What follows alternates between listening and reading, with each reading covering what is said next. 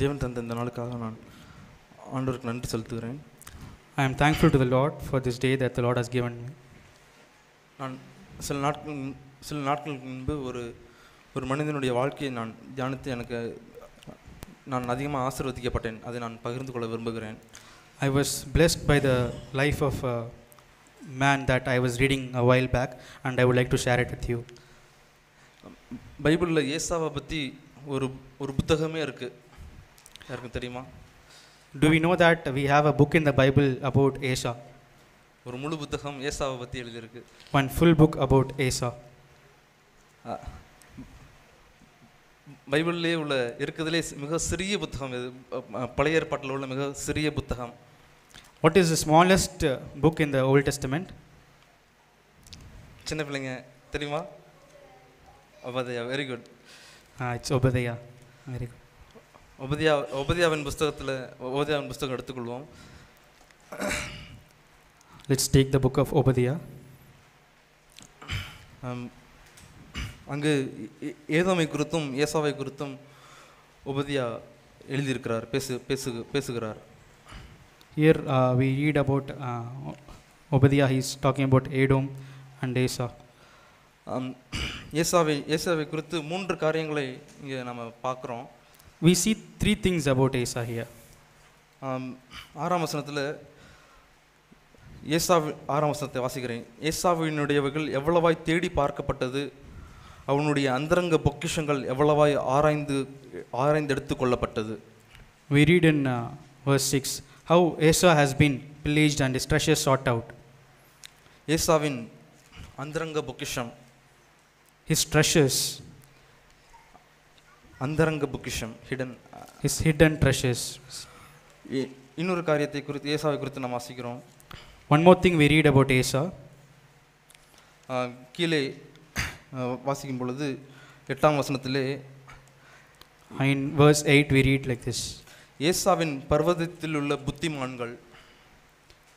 Obadiah verse 8. ஒபதியா 8ஆம் வசனம். அந்நாளில் அல்லவோ நான் ஏதோமில் ஞானிகளையும் ஏசாவின் பர்வதத்தில் உள்ள புத்திமான்களையும் அழிப்பேன் என்று கர்த்தர் சொல்லுகிறார். Will I not on that day, declares the Lord, destroy wise men from Edom and understanding from the mountain of Asa. So முதலாவது ஏசாவினுடைய அந்தரங்க பொக்கிஷங்கள் எடுத்துக்கொள்ளப்பட்டுருச்சு. First, the hidden treasures of Asa has been taken.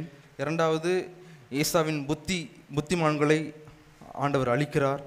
And second, he takes the understanding from the mountain of Asa. 9ஆம் வசனத்திலே ஏசாவின் பர்வதத்தில் உள்ள மனுஷர் யாவரும் கொலையினால் சங்கரிக்கப்படும்படி உன் பராக்கிரமசாலிகள் கலங்குவார்கள். In verse 9 we read, your mighty men will be dismayed, so that everyone may be cut off from the mountain of Asa by slaughter. மூன்றாவது, ஏசாவின் பர்வதம். அந்த வசனத்தில் பார்க்கிறோம் ஏசாவின் பர்வதத்தில் உள்ள மனுஷர். Here we read the mighty men in the mountain of Asa. அதே அதிகாரத்தின் கடைசியில் 21ஆம் வசனத்திலே பார்க்கிறோம் ஏசாவின் பர்வதத்தை நியாயந்திருப்பதற்காக இரட்சகர்கள் சீயோன் பர்வதத்தில் வருவார்கள். In the last verse 21 we read, the deliverers will ascend Mount Zion to judge the mountain of Asa. ஏசாவின் ஆண்டவர் ஏசாவின் வாழ்க்கையை வைத்து நமக்கு மிகப்பெரிய எச்சரிப்பை ஆண்டவர் நமக்கு தந்திருக்கிறார். God has given us warnings from the life of Asa. ஏசா என்ன அந்தரங்க பொக்கிஷத்தை இழந்தான்? What hidden treasures did he lose? அவன் அறியாத அந்த பொக்கிஷம் என்ன? What is the hidden treasures that he didn't know? நம் ஆதியாகமத்திற்கு வருவோம். ஆதியாகமம் 25ஆம் அதிகாரம். Let's turn to Genesis chapter 25. அங்கு ஆண்டவர் ஈசாக்கு ரெபெக்காளுக்கு ஆண்டவர் வாக்கு பண்ணுகிறார். Here the Lord promises Isaac and Rebekah. 23ஆம் வசனத்திலே in verse 23 அங்கு ஆண்டவருடைய வாக்குத்தத்தம் இப்படி இருக்கு, மூத்தவன் இளையவனை சேவிப்பான். Here we see that the older shall serve the younger. 27ஆம் அதிகாரத்திற்கு வருவோம். Let's turn to chapter 27. அங்கு ஈசாக்கு யாக்கோபை ஆசீர்வதிக்கிறார். Here we see that Isaac blesses Jacob. ஏசா அந்த ஆசீர்வாதத்தை இழந்துட்டான். Asa loses that blessing. அப்போ ஏசா எனக்கு ஏதாவது இருக்கான்னு யாக்கோபிட்ட கேட்குறான். ஈசாக்கிட்ட கேட்குறான். Asa pleads Isaac if there is any other blessings remaining for him. 37ஆம் வசனத்தில் ஈசாக்கு சொல்றார் ஏசாவுக்கு. In 37 Isaac replies to Asa. இதோ நான் அவனை உனக்கு எஜமானாக வைத்தேன். Behold, I have made him your master. எல்லாம் போச்சு. Everything is gone. யாக்கோபு எல்லாத்தையும் எடுத்துட்டான். Jacob has taken everything. இப்போ இனிமே என்ன அப்பா யாக்கோபுக்கு என்னை அடிமையாக்கிட்டார். My father Isaac has made me a slave to Jacob. இப்போ நான் யாக்கோபை நான் சேவிக்கணும். Now I have to serve Jacob. இதுதான் ஈசாக்கு இதுதான் ஏசா புரிந்து கொண்ட ஆசீர்வாதம். This is the blessing that Esau understood. ஆனால் யாக்கோபோட வாழ்க்கை அவ்வளவு அழகாக ஆண்டவர் அவனை புடமிடுகிறார். But we see how beautifully the Lord molds Jacob's life. அவனை உடைத்து உருவாக்குறார். He breaks him and he molds him. அவன் உண்மையிலே சுதந்திரத்தை கொண்ட ஆசீர்வாதம் என்ன? யாக்கோபு the true blessing that Jacob inherited, what is that? நாம் யாக்கோபு எப்பயாவது ஏசாவின் மேல் அதிகாரம் செலுத்தினதை நம்ம பார்க்குறோமா? Have you ever seen Jacob being authoritative towards Esau? ஏசாவுக்கு எஜமானாய் அவன் நடந்து கொண்டதை நம்ம பார்க்குறோமா?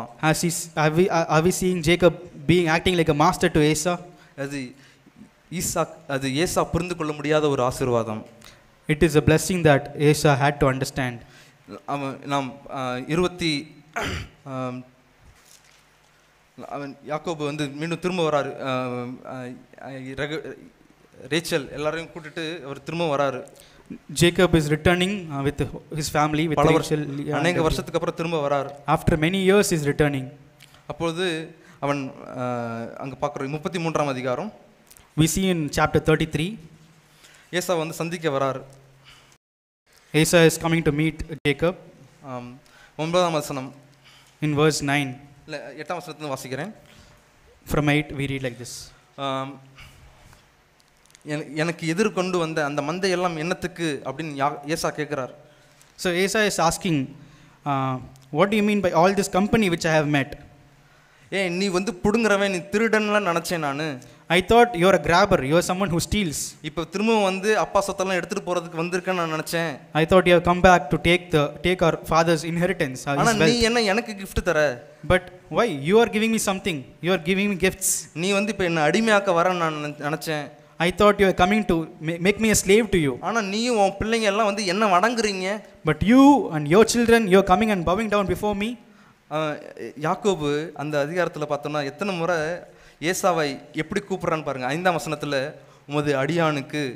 We see how Jacob addresses Esau. In the verse 5 we see how he addresses. He says your servant. Your servant. 8ஆம் வசனத்திலே என் ஆண்டவன் அப்படின்னு கூப்பிடுறாரு.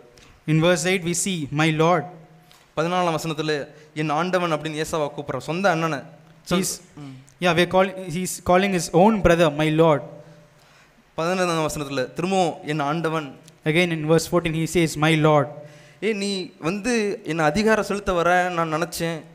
நீ என்னுடைய எல்லாத்தையும் அப்பா கிட்ட இருந்த எல்லாவற்றையும் நீ திரும்பவும் எடுத்துக்கொள்ள அபகரிக்க வர நினைச்சேன். உன் பேரை யாக்கோபு, ஆனா உன்னை எப்படி இந்த மனம் திரும்புதல் வந்துச்சு உன்ட்ட? Hey, I thought you are coming to take everything from me. I thought you are coming to make me a slave to you and take my father's wealth. Your name is Jacob, you are grabber. I thought you are coming to grab everything that we had. ஏசா 9ஆம் வசனத்துல சொல்கிறான், என் சகோதரனே எனக்கு போதுமானது உண்டு. Esau he's saying in verse 9, I have plenty my brother. உன்னுடையது உனக்கு இருக்கட்டும். Let what you have be your own. இப்போ என்னை ஆள விட்டு எனக்கு என்ன என் அப்பா என்னோட சொத்து அப்பாவோட சொத்தை மட்டும் நீ எடுத்துகிட்டு போகாமல் இருந்தால் போதும். எனக்கு உள்ள மிச்சம் மீதி போதும், எனக்கு நீ அதை எடுத்துக்கொள்ளாமல் இருந்தால் எனக்கு போதும். He probably says, I have plenty and you can keep what is yours with you, and as long as you don't take any of my wealth or the father's wealth that I have inherited, it's fine with me. You keep what is yours. நீ ஏற்கனவே ஆசீர்வாதத்தை எல்லாத்தையும் நீ திருடிட்ட. You already taken away, stolen all the blessings. ஆனால் நீ உயிருக்கு பயந்து போன போது நீ எல்லாவற்றையும் விட்டுட்டு போனீல, அதுவே எனக்கு போதும். But when you fled for your life, you left all the wealth of a father that you left behind, and that is enough for me. ஏசா கண் சொருகி போன குருடனாக இருந்தான். அந்த உலக பிரகாரமான ஆசீர்வாதங்கள் தான் அந்த உண்மையான சுதந்திரம் என்று நினைத்தான். Esau looking at he looked at the worldly blessings and he thought that was the treasures, and he was blind. அந்த யாக்கோபு பண ஆசையை வென்றவனாக இருந்தான். But Jacob was someone who overcome the love of ஏசா நான் அப்பாவோட சொத்தெல்லாம் நான் எடுத்துட்டு போறதுக்கு நான் வரல. He says I didn't come to take the father's wealth. அவன் ஏசா நான் உன்னை அடிமையாக்குறதுக்கு நான் வரல. I haven't come to be a master to make you a slave. நான் உன்னை விடுதலையாக்க நான் வந்தேன். I have come to make you free.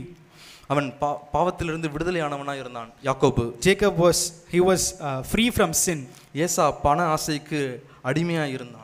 But Esau, he was a slave to the love of money. எப்படி ஏசாவை யாக்கோபு ஆண்டு கொண்டான் அங்க? How Esau ruled Jacob here? பாவத்தை மேற்கொண்டவர்கள் மட்டுமே பாவிகளை ஆண்டு கொள்ள முடியும். Only those who overcome sin can rule over sinners. எப்படி நாம் மற்றவர்களை நாம் ஆண்டு கொள்ள முடியும்? How can I rule over others? அவர்களுக்கு நன்மை செய்வது மூலமாய். By doing them good. அவர்களை விடுதலையாக்குவது மூலமாய். By setting them free. அவர்கள் நீ என்னை பகைச்ச என்னை கொலை செய்யணும் அப்படின்னு நீ யோசிச்ச ஆனால் நான் முற்றிலுமாய் நான் மன்னிக்கிறேன், எனக்கு உன்னுடைய கண்களில் எனக்கு தயவு கிடைக்கணும் அப்படின்ற மனப்பான்மையோடு யாக்கோபு வந்தான். You hated me and you wanted to kill me, but I come here. I forgiven you. I have nothing against you. This is how Jacob came. இப்போ நான் சொத்து பிரச்சனைக்காக நான் வரல. I have not come here to take what is mine. நான் உன் மேலே court case போடுறதுக்காக நான் வரல. I have not come here to file a case against you. நான் உன்னோட சமாதானமாகும்படிக்கு நான் வந்தேன். I have come to make peace with you. சமாதானத்தை நாடுகிறவர்கள் மற்றவர்களை மேற்கொள்ள முடியும். When we seek peace with all men, we can rule over. யாக்கோபு இப்படிதான் ஏசாவை யாக்கோபு இப்படிதான் ஆண்டு கொண்டான். This is how Jacob ruled over Esau. எனக்கு உலக பிரகாரமான ஆசீர்வாதம் அல்ல, not earthly blessings. நீ காண முடியாத நித்திய ஆசீர்வாதத்தை நான் பெற்றுக்கொண்டேன் அப்படின்னு யாக்கோபு சொல்றார். The eternal blessings that eyes cannot see, that is the blessings that I have inherited. அந்த ஆசீர்வாதம், அந்த சுதந்திரம் என்ன? அந்த சுதந்திரம் what are those blessings? Abraham தேவனுடைய நண்பன் என்று அழைக்கப்பட்டான். Abraham was called the friend of God. தேவனோடு சஞ்சரிச்சான். He lived before the face of God. ஈசாக்கு அவன் வயல்களில் தியானம் பண்ணி கொண்டிருந்தான். Isaac, he was meditating in the fields. ஆண்டவருடைய பிரசன்னத்திலே வாழ்கிறவனா இருந்தான். He was someone who was living in the presence of the Lord. அதே சுதந்திரத்தை தான் யாக்கோபு பெற்றுக்கொண்டான். And this blessing, this is the treasure that Jacob inherited. அவன் எல்லா சொத்தையும் விட்டு அவன் தனி மனிதனாக வீட்டை விட்டு கிளம்பின போதே ஆண்டவர் அவனுக்கு தரிசனமாகிறார். When he left his home, leaving everything behind, God meets him. அன்றிலிருந்து ஆண்டவர் யாக்கோபோடு பேசிக்கொண்டே இருந்தார். From that day, God kept talking to Jacob. ஏசாவை ஆண்டவர் சொல்கிறார், நான் ஏசாவை வெறுத்தேன் என்று சொல்கிறார். The Lord says, I hated Esau. ஏசாவை ஏன் ஆண்டவர் வெறுத்தார்? Why did the Lord hate Esau? ஏசாவை வெறுத்ததற்கான அடையாளம் என்ன? What are the signs that the Lord hated Esau? ஏசாவோடு ஆண்டவர் ஒரு முறை கூட பேசவில்லை. We haven't seen God talking to Esau even once. ஏசா ஒரு முறை கூட ஆண்டவருடைய பிரசன்னத்திற்கு செல்லவில்லை. Esau did not go to the presence of the Lord even once. ஏசா நான் அற்பமான இந்த கூழுக்காக நான் என்னுடைய சேஷபுத்திர பாகத்தை இழந்து விட்டேனே என்று மனம் திரும்பாமல் அதை எடுத்துக்கொண்ட யாக்கோபின் மேல் கோபமாக இருந்தான். He was angry towards Jacob because he lost all the blessings just for the sake of a bowl of porridge. He lost all these blessings, so he was angry towards Jacob. நிறைய சூழ்நிலையில் நான் என்னுடைய தவறை நான் ஏற்றுக்கொள்ளாமல் நான் ப்ளேமை மற்றவங்க மேலே நான் போடுறேன். In many times, many circumstances I'm not taking the blame, but I'm looking to blame someone else. ஏசா தன்னுடைய ப்ளேமை அவன் அக்செப்ட் பண்ண அவன் ஆயத்தமா இல்லை. Esau was not ready to take the blame on himself. ஆண்டவர் தன்னுடைய குறையை ஒற்றுக்கொள்ளாத மனிதனை ஆண்டவர் வெறுக்கிறார். The Lord hates everyone who doesn't take the blame on themselves. நேர்மையா இருக்க விரும்பாதவர்களை ஆண்டவர் வெறுக்கிறார். The Lord hates those who don't want to be honest. ஆண்டவர் ஏசாவை வெறுத்ததற்கான அடையாளம் அவனோடு ஒரு முறை கூட பேசவில்லை. The sign that the Lord hated Esau was that the Lord did not talk to Esau even once. நாம் எபிரேயருக்கு வருவோம். Let's turn to Hebrews. எபிரேயர் 12ஆம் அதிகாரம்.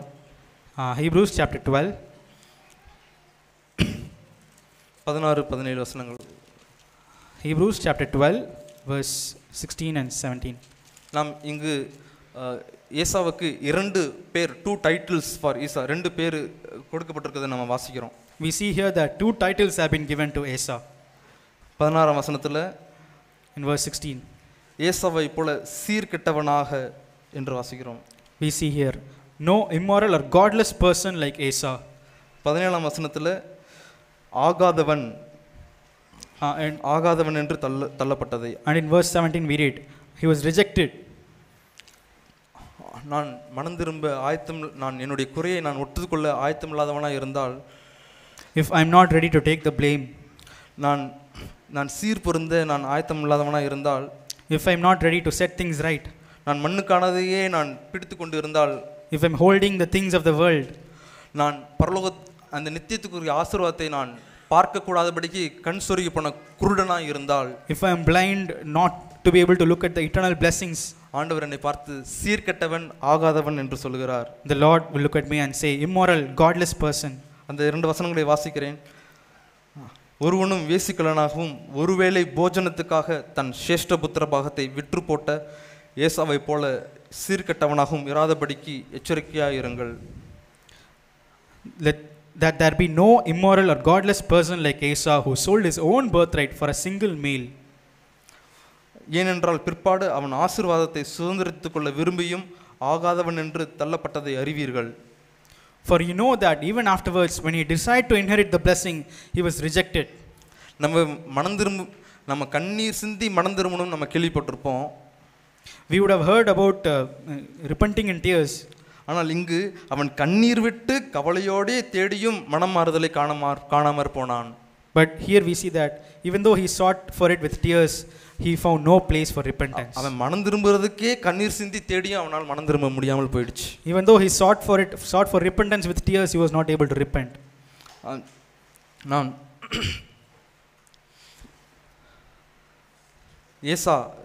ஏசா இழந்தது தேவனை. What Esau lost was the Lord. யாக்கோபு தேவனை பெற்றுக்கொண்டான். But Jacob he received the Lord. நாம் அந்த அந்தரங்க பொக்கிஷத்தை நாம் பெற்றுக்கொண்டிருக்கிறோமா, நான் இழந்து விட்டேனா என்று நான் ஆராய்ந்து பார்க்க விரும்புகிறேன். This secret treasure, have we received it or have we lost it? வாக்குத்தத்தத்தின்படி எனக்கு தான் அந்த சுதந்திரம் வரணும், அதனால் நான் செய்தது சரி அப்படின்னு யாக்கோபு யோசிக்கவே இல்லை. அதாவது நான் திருடி நான் உன்னை வஞ்சித்து நான் எடுத்துக்கல, நான் வாக்குத்தத்தத்தின்படி தான் எடுத்துக்கிட்டேன் அப்படின்னு அவன் நியாயப்படுத்தலை. Jacob did not justify himself saying that it's not by deceiving you that I have inherited, but by the law I have inherited the blessings. That was not the attitude of Jacob. எனக்கு இப்படிப்பட்ட மனநிலை இருக்கிறது. ஆண்டவர் ஒருவேளை செய்திருக்கலாம், ஆனால் நான் அதை அடைந்த காரியம், அதை செஞ்ச காரியம் நீதியாக இல்லாமல் இருந்திருக்கலாம். Maybe God he planned, he is giving me something, but the way that I attained it might not be the right way. நான் அதன் நிமித்தமாக நான் ஆண்டவருடைய வாக்குத்தத்தத்தை சொல்லிக்கொண்டு ஆண்டவருடைய பெயரை சொல்லிக்கொண்டு நான் நியாயப்படுத்தலாம். And I can justify saying that the Lord has promised me that. ஆனால் ஏசாவுக்கு முன்னாடி போய் யாக்கோபு தன்னை தாழ்த்திடுறான் விழுந்து.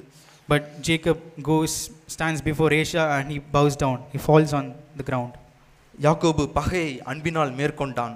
Jacob overcome enmity with love. தன்னை தாழ்த்தி முதலாவது நபராக அவன் ஒப்புரவாகினான். He humbled himself and he set things right with his brother first. நான் ஒப்புரவாக வேண்டும் அப்படின்ற ஒரு வாஞ்சை அவனுக்குள்ள இருந்துச்சு. He had a desire to set things right with his brother. ஐயோ, இத்தனை வருஷமா என்னோட சகோதரனோடு கூட எனக்கு நல்ல உறவு இல்லையே, நான் போய் ஒப்புரவாகணும் அப்படின்ற உணர்வு அவனுக்கு இருந்தது. He had this feeling that so long I did not have a right relationship with my brother and I have to go and set things right and make peace with him. இதெல்லாம் எப்படி யாக்கோபுக்கு நடந்துச்சு இந்த மனமாறுதல்? How did this change of heart happen to Jacob? ஆண்டவர் அவனை யாக்கோபை சந்திச்சார். The Lord met Jacob. அவனுடைய தொடையை தொட்டார். He touched his knee. ஏசாவுக்கும் யாக்கோபுக்கும் உள்ள வித்தியாசம், ஏசா தேவன் தன்னை தொடுவதற்கு அனுமதிக்கவில்லை. The difference between Esau and Jacob is we see that Esau did not allow the Lord to touch him. 2 தடவை ஏசா ஏமாந்துட்டான். 2 times Esau he was deceived. அப்போ ஆண்டவர்ட்ட உடனே போய், ஆண்டவரே மண்ணுக்கானதை நான் தேடி நான் ஆசீர்வாதத்தை இழந்துட்டேனே, நான் போய் ஆண்டவர்ட்டதில் போகல. He did not go and fall in the ground and say to the Lord, Lord, I have sought the earthly blessings, the worldly blessings, and I have lost it. He did not go to the Lord. அதுக்கு பதிலா என்ன பண்ணான்? But what he did instead of that, ஆதியாகமம் 27ஆம் அதிகாரம் 41ஆம் வசனத்துல பார்க்கிறோம். we read in Genesis chapter 27 and verse 41. ஏசா யாக்கோபை பகைத்து, என் தகப்பனுக்காக துக்கியும் நாட்கள் சீக்கிரமா வரும், அப்பொழுது என் சகோதரன் யாக்கோபை கொன்று போடுவேன் என்று ஏசா தன் இருதயத்தில் சொல்லிக் கொண்டான். In Genesis 27:41 we read, Esau bore a grudge against Jacob because of the blessing with which his father had blessed him. நான் கொல்லணும், எப்படியாவது நான் தம்பியை கொல்லணும். Esau said to himself, he had a grudge and he wanted to kill his brother somehow. அவங்க அம்மா அவனை யாக்கோபை அனுப்பும்போது என்ன சொல்றாங்க? When Jacob's mother, when she's sending off Jacob, what she says 44ஆம் வசனத்துல, in verse 44, உன் சகோதரனுடைய கோபம் தனியும் மட்டும் சில நாள் அவனிடத்துல நீ அங்க போய் உன் மாமா இடத்துல தங்கி இரு.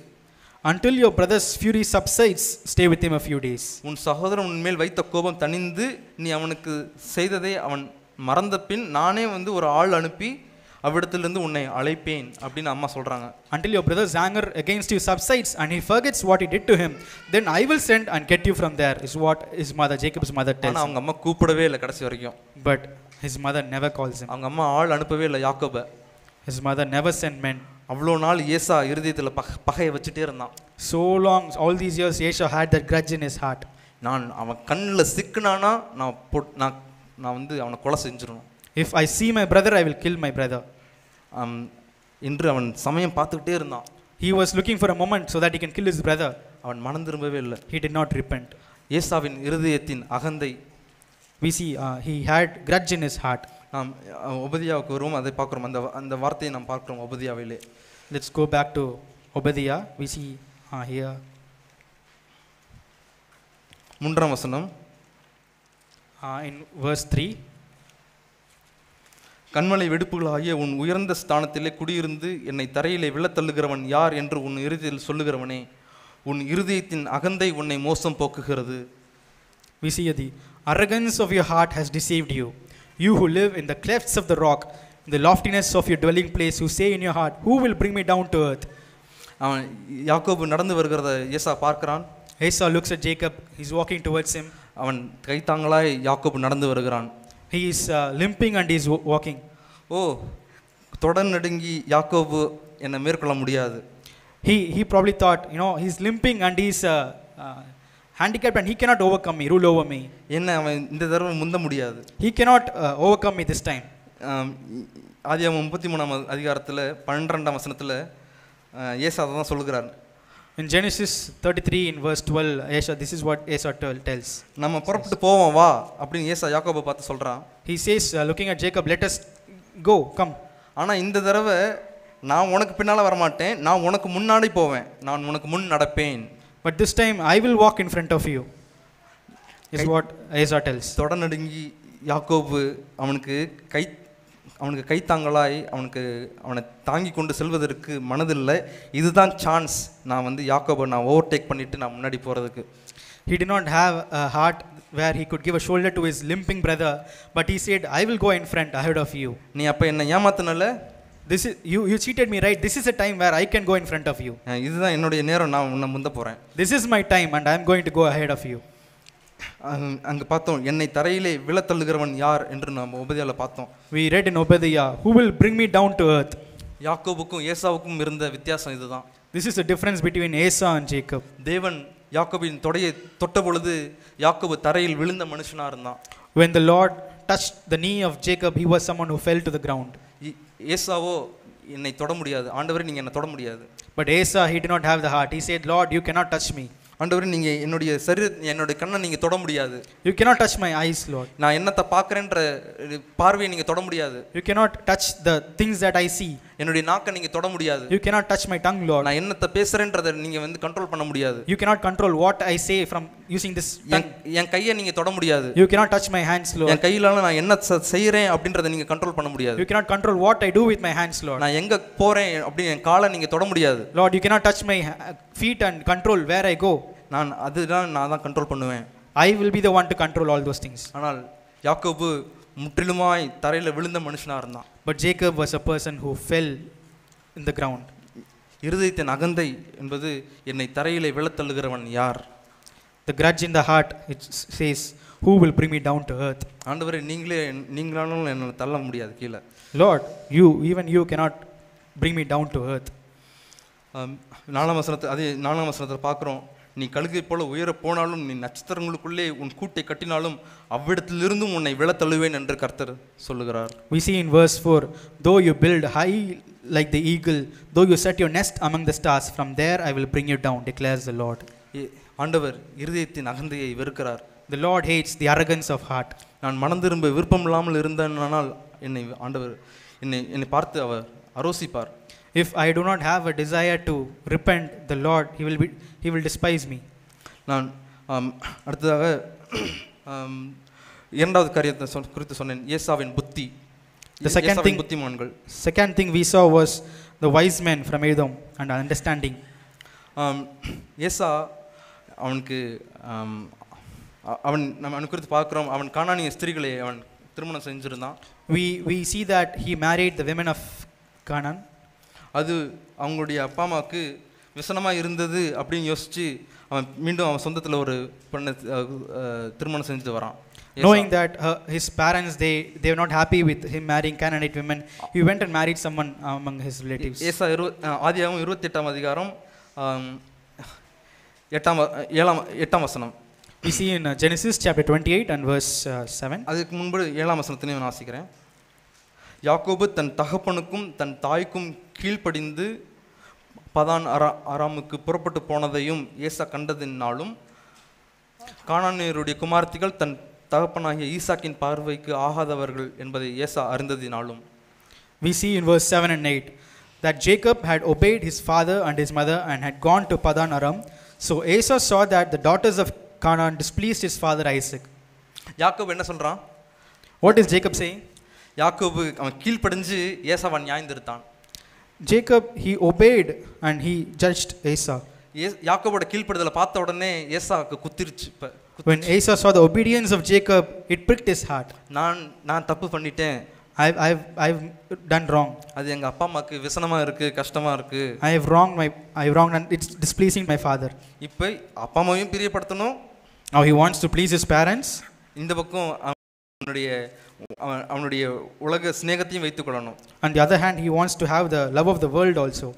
9ஆம் வசனத்துல ஏசா இஸ்மவேல் இடத்துக்கு போய் அவனுக்கு முன்னிருந்த மனைவிகள் இல்லாம ஆபிரகாமின் குமாரன் இஸ்மாவேலோட குமார்த்தியையும் அவன் கல்யாணம் பண்ணிட்டு வரான். So we see in verse 9, Esau went to Ishmael and married, besides the wife that he had, Mahalath, the daughter of Ishmael, Abraham's son, the sister of Nebaioth.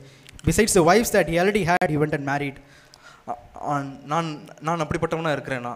Am I a person like that? நான் ஆண்டவரை பின்பற்றும் போது நான் முழு இதயத்தோடு நான் பின்பற்றணும். When I follow the Lord, I want to follow him with with all my heart. எனக்கு உலக சிநேகமும் வேணும், that I want the love of the world. எனக்கு உலக ஃப்ரெண்ட்ஸும் வேணும். I want the friends in this world.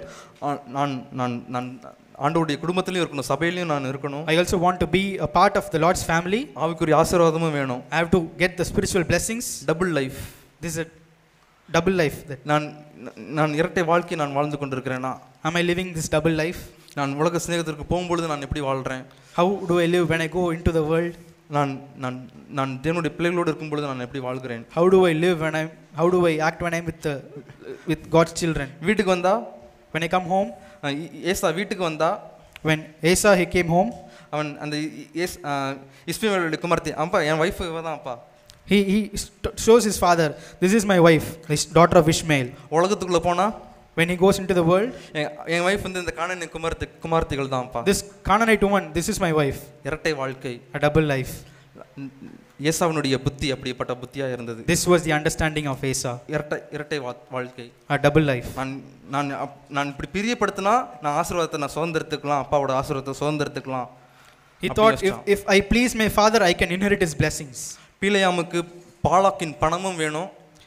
We see Bileam, he wanted the money, தீர்க்கதரிசியாவும் இருக்கணும், and he also wanted to be a prophet. கேயாசிக்கு நாகமானுடைய பணமும் வேணும். In KSC we see that he wanted Nagaman's money, எலியாவோட ஊழியமும் வேணும், and he wanted Elijah's ministry also. லோத்துக்கு ஆபிரகாமோட ஐக்கியமும் வேணும். Lot wanted the fellowship of Abraham, real எஸ்டேட்டும் வேணும், and he also wanted the wealth of this world, real estate of this world. நான் அது மட்டும் காட்ட விரும்புகிறேன். ஆதியாகமம் 17ஆம் அதிகாரம். I want to show this alone in Genesis 17. அங்க 13ஆம் அதிகாரம், சாரி, Genesis chapter 13. 8ஆம் வசனத்தில் ஆபிரகாம் லோத்தை பார்த்து சொல்கிறார். In verse 8 Abraham looks to Lot and says this. Abraham லோத்தை நோக்கி, உனக்கும் எனக்கும் வாக்குவாதம் வேண்டாம், நம்ம சகோதரர். 9ஆம் வசனத்தில், இந்த தேசமெல்லாம் உனக்கு முன் இருக்கிறது அல்லவா. We see here Abraham says, Lord, please let there be no strife between you and me, for we are brothers. Is not the whole land before you? லோத்து, உன் கண்ணு முன்னாடி என்ன இருக்கு தெரியுமா? Lord, what is there before you? இந்த real estate தான் இருக்கு. This whole land, the real estate. ஆனா என் கண்ணுக்கு முன்னாடி என்ன இருக்கு தெரியுமா? What is in front of my eyes? 4ஆம் வசனத்துல பார்க்கிறோம். Abraham says in verse 4. எங்க போனாரு? Where did Abraham go? தான் முதல் ஒரு பலிபீடத்தை உண்டாக்கின ஸ்தலம் மட்டும் போனான்.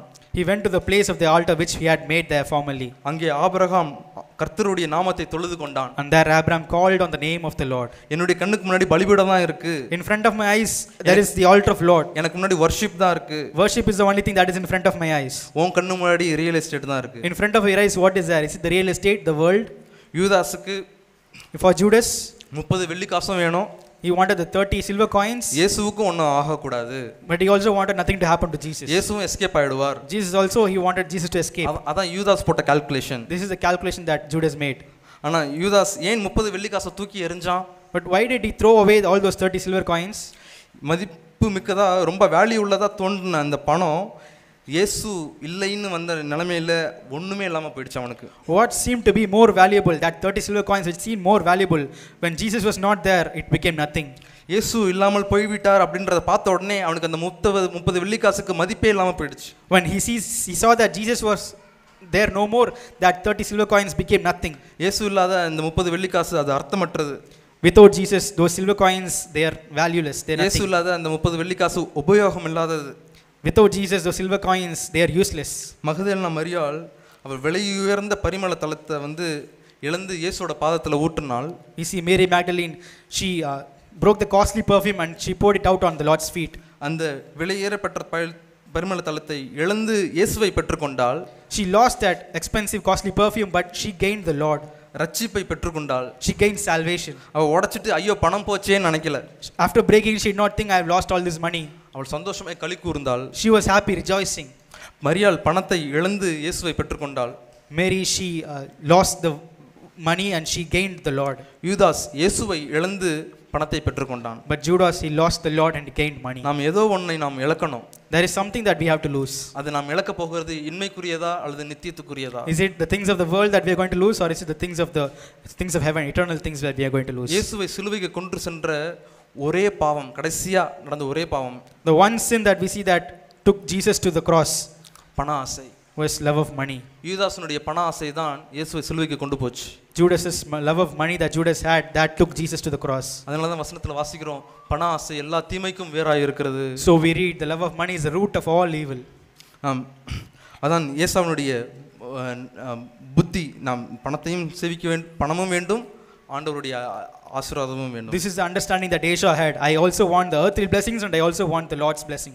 அப்படிப்பட்டவர்களை ஆண்டவர் அழிப்பேன் என்று சொல்கிறார். Such people the Lord said, I will destroy them. அந்த உபதேவங்களை பார்த்தது போல நான் ஏசாவின் புத்திமான்களை, ஏதோமின் ஞானிகளை நான் அழிப்பேன். We see in Obadiah, the Lord said, I will destroy the wise men from Edom, and understanding from the mount of Esau. நாம் மூன்றாவதாக ஒரு பதத்தை பார்த்தோம். 9ஆம் வசனத்தில், உபதியா 9ஆம் வசனத்தில், ஏசாவின் பர்வதத்தில் உள்ள மனுஷர் யாவரும் சங்கரிக்கப்படுவார்கள். We also saw another thing in the verse 9, Obadiah verse 9, where he says, the mighty men in the mountain of Esau will be slaughtered.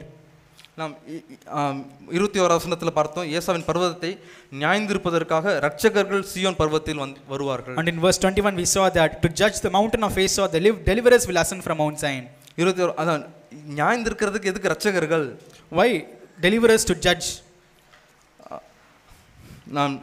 நான் இப்படி யோசித்தேன், எப்படி யாக்கோபு ஏசாவை நியாயந்திருத்தான்? I thought of this way, how Jacob he judged Esau. யாக்கோபு தன் இருதயத்தின் நொறுங்குதலினால் ஏசாவின் இருதயத்தின் அகந்தையை நியாயந்திருத்தான். By the brokenness of his heart he judged the arrogance of the heart that Esau had. ஆண்டவர் தேவன் யாக்கோபை தொட்ட பொழுது அவன் இருதயத்தில் நொறுங்குண்டவனாய் மாறினான். When the Lord touched Jacob, he became a broken man. யாக்கோபு இஸ்ரவேலாய் மாறினான். A grabber, Jacob, he became Israel. அண்ணனிடத்துல போய் அவன் சாஷ்டாங்கமாய் விழுகிறான். He went before his brother and he fell there in the ground. அவன் சொந்த சகோதரனை பார்த்து ஆண்டவர் என்று அழைக்கிறான். He bowed before his brother and he said, my Lord. நான் உன்னுடையது நான் எதுவுமே நான் எடுக்க நான் வரல அப்படின்னு சொல்றான். He says, I have not come here to take anything that you have, anything of yours.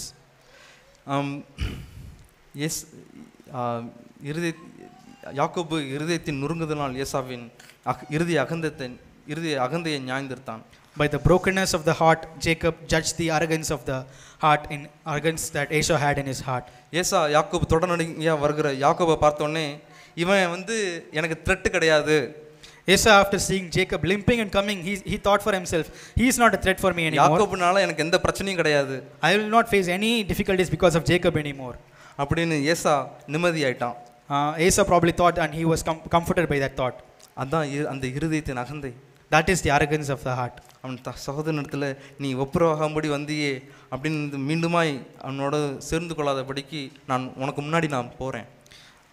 Seeing that Jacob came to set things right with his brother, he did not go along with him, but he said, I will go in front of you, I will go ahead of you. கை தாங்களாய் இரண்டாவது காரியம் ஏசாவின் இரக்கமற்ற குணம். We also see another thing, that the heart of Esau, where உபதியா புத்தகத்தில் பார்க்குறோம். in Obadiah we see how he is not kind hearted.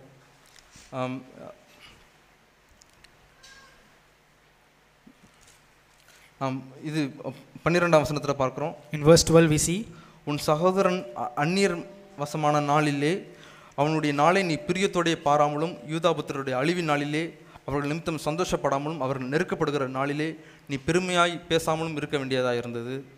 we read in 12, do not gloat over your brother's day, the day of his misfortune, and do not rejoice over the sons of Judah in the day of their destruction. Yes, do not boast in the day of their distress. என் ஜனத்தின் ஆபத்து நாளிலே நீர் அவர்கள் வாசல்களில் பிரவேசியாமலும் அவர்கள் ஆபத்து நாளிலே அவர்கள் அனுபவிக்கிற தீங்கை நீ பிரியத்தோட பாராமலும் அவர்கள் ஆபத்து நாளிலே அவர்கள் ஆஸ்தியில் கை போடாமலும் நீ இருந்திருக்கணும். In the next verse, do not enter the gate of my people in the day of their disaster. Yes, you do not gloat over their calamity in the day of their disaster, and do not gloat their wealth in the day of their disaster. 14ஆம் வசனத்தில் இக்கட்டு நாளில் அவர்கள் மீதியானவர்களை காட்டிக் கொடுக்காமலும் இருந்திருக்கணும்.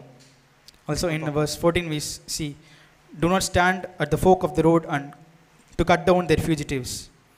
அவன் சகோதரன் யாக்கோபு வேற எங்கேயோ போயிட்டாரு. அதுக்கப்புறம் Jacob has gone somewhere else after this. யாக்கோபு திரும்ப வரலன்னு ஏசாக்கு தெரியும். Esau knows that Jacob, he did not come back. அதற்கு பின்பு அந்த யாக்கோபினுடைய சந்ததியார் இஸ்ரவேல் தேசத்திலே 400 வருடம் அடிமையாக இருந்தாங்க. After that, the descendants of Jacob for 400 years they were slaves in Egypt. அவன் திரும்பி போய் பார்க்கவே இல்லை. He did not go back and meet. ஏசாவுடைய வம்சத்தார் யாருமே திரும்பி போய் பார்க்கவே இல்லை. No one from Esau's descendants went back and saw them. ஏசாவின் இரக்கமற்ற குணம். We see how Esau is not kind. கைத்தாங்களே வந்தவனுக்கு கை கொடுக்கல. He did not give a shoulder to his brother who came limping. இந்த முறை நான் உன்னை முந்திருவேன். This time I will go ahead of you. நீ ஊனி தான் நீ வரணும். You have to limp and come. ஆண்டவர் அதை நியாயந்திருத்தார். God judged that. நாம் 10ஆம் வசனத்தில் பார்க்குறோம், நீ உன் சகோதரனாகிய யாக்கோபுக்கு செய்த கொடுமையின் நிமித்தம் வெட்கம் உன்னை மூடும். We see in verse 10, Obadiah verse 10, because of the violence to your brother Jacob, you will be covered with shame. என் இடத்துல இரக்கமற்ற குணம் இருக்கா? Do I have a heart that is not kind but has violence? கண்டும் காணாமல் போகக்கூடிய இருதயம் இருக்கா? Do I have a heart that is blind to the difficulty struggles of my brother? இல்லாட்டி நான் பரிதபிக்கக்கூடியவனா இருக்கிறேனா? Am I someone who is பரிதபிக்கக்கூடியவனா இருக்கிறேனா? Care பண்ணுங்க. Am I someone who doesn't care about the struggles of my brother? அவளுக்கு குறித்த கரிசனை இருக்கிறதா? Do I have care for them? நான் அவங்களுக்காக நான் ஜெபிச்சிருக்கேனா? Am I praying for them? நான் எப்படி நான் அவங்களுக்கு உதவி செய்யலாம் அப்படின்னு நான் யோசிச்சிருக்கேனா? Have I thought how I can help them? நான் அப்படிப்பட்ட ஒவ்வொருவருக்காகவும் நான் பெற்ற ஒவ்வொரு நன்மைக்காகவும் நான் நன்றி செலுத்துகிறேன். அப்படிப்பட்ட சகோதரர்களை தேவன் தந்திருக்கிறதுக்காய். For giving such brothers, I thank the Lord for such brothers that God has given me.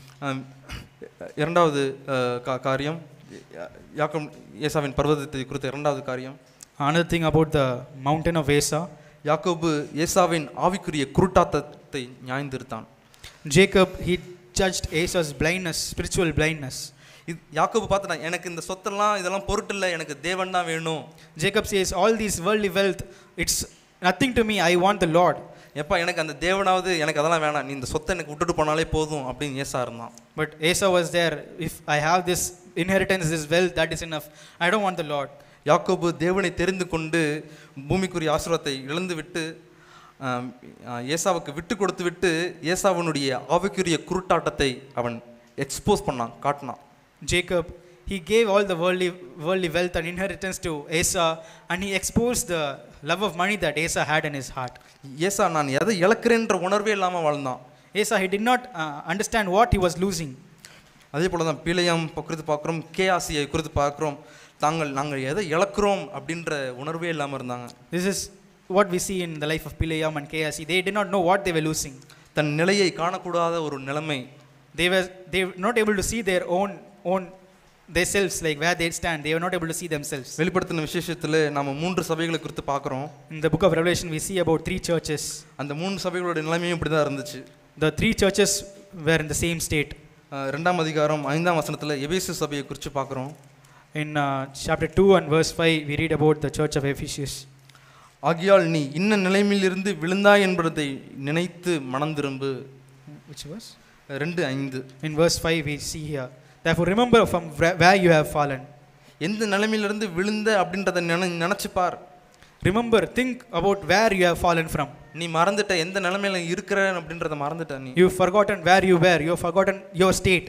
3ஆம் அதிகாரம் And chapter 3, 1ஆம் வசனத்தை சர்தை சபைக்கு ஆண்டவர் சொல்றார். in verse 1 the Lord says to the church in Sardis,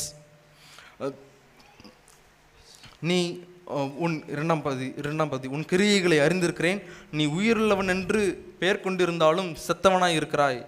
he says, I know your deeds, that you have a name, that you are alive, but you are dead.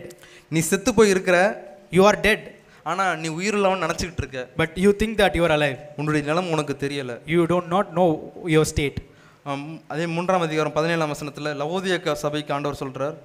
In verse 17 the Lord says to the church in Laodicea, 17ஆம் வசனத்துல verse 17, நீ நிர்பாக்கியம் உள்ளவனும் பரிதபிக்கப்படத்தக்கவனும் தரித்திரனும் குருடனும் நிர்வாணியுமா இருக்கிறதை அறியாமல் நான் ஐஸ்வர்யவான் என்றும் திரவிய சம்பன்னன் என்றும் எனக்கு ஒரு குறைவும் இல்லை என்று நீ சொல்ற. You do not know that you are wretched, you are miserable and poor and blind and naked, because you say that I am rich and have become wealthy and have need of nothing. நீ நிர்வாணியா இருக்கின்றதை நீயே உணரல. You have not realized that you are blind and you are naked. 18ஆம் வசனத்தை சொல்றார், உன் நிர்வாணமாகிய அவள் நட்சணம் தோன்றாதபடிக்கு என்கிட்ட வந்து நீ வஸ்திரத்தை வாங்கிக்கொள்.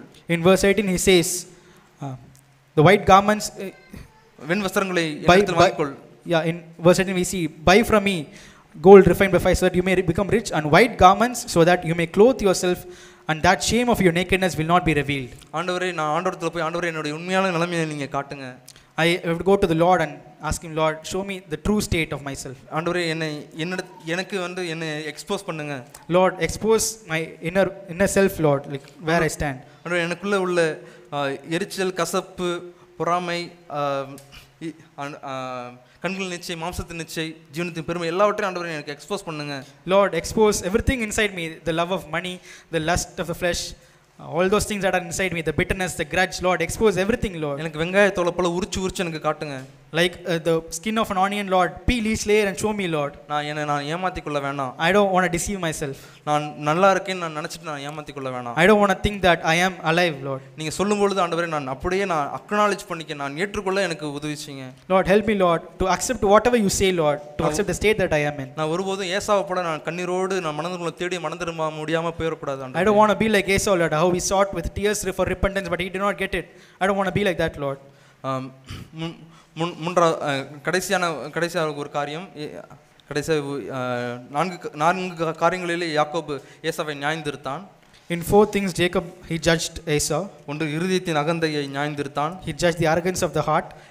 இரண்டாவது ஆவிக்குரிய குருட்டாட்டத்தை நியாயந்திருத்தான். He judged his spiritual blindness. மூன்றாவது ஏசாவின் இரக்கமற்ற குணத்தை நியாயந்திருத்தான். And he judged Esau's violence. நான்காவது ஏசாவின் பொருளாசையை அவன் நியாயந்திருத்தான். And the 4th thing we see, he judged the love of money that Esau had. ஈசாக்கின் எந்த சொத்தையும் எடுத்துக்கொள்ளாமல் அவன் உரிமைக்காக போராடாமல் ஏசாவுக்கு முற்றிலுமா எல்லாவற்றையும் விட்டு கொடுத்தான். He did not want to get anything, any wealth from Esau. He gave everything that he gave gifts to him, and he did not get any inheritance from his father, or he did not take anything from Esau. வாக்குத்தத்தத்தின்படி யாக்கோபு எல்லாவற்றையும் எடுத்துக்கொண்டிருக்க வேண்டும். By law Jacob should have inherited all the inheritance. ஆனால் எல்லாவற்றையும் அவன் சகோதரனுக்கு விட்டு கொடுத்தான். But he gave everything to his brother. அது மூலமாக ஏசாவுடைய பொருளாசையை எக்ஸ்போஸ் பண்ணான். And through that, by that, he exposed the love of money that Esau had in his heart. என்னிடத்தில் போதுமானது இருக்கு, நீ தொடாத.